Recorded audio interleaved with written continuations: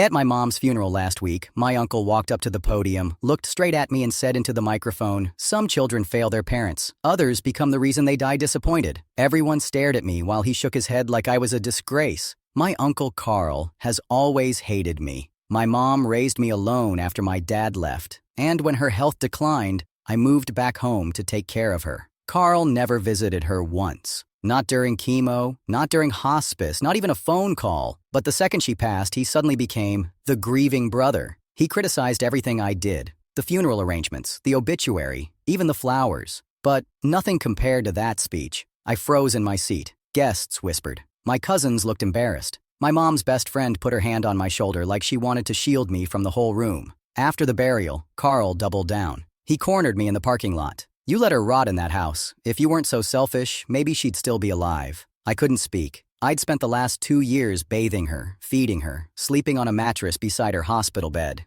And he had the nerve, after doing absolutely nothing, to blame me. His real motive became clear 2 days later. A letter arrived from a lawyer. Carl was contesting my mom's will, claiming I manipulated her while she was vulnerable so that I'd inherit the house. The house he never stepped in after 2016. He told extended family I isolated her. He called me a leech. He even posted a long, dramatic Facebook rant painting himself as this devoted son-like figure who tragically lost his sister. People started messaging me, asking if it was true. I felt sick. I saved every screenshot, every message, every medical bill, every calendar of doctor visits, every hospice signature. I compiled 2 years of evidence into one giant folder. When we finally had the hearing, Carl walked in with nothing but bluster and a cheap suit. He tried to talk over the judge. He claimed I poisoned my own mother because she always looked tired. I handed the judge the folder. The room went so silent, you could hear the papers turning.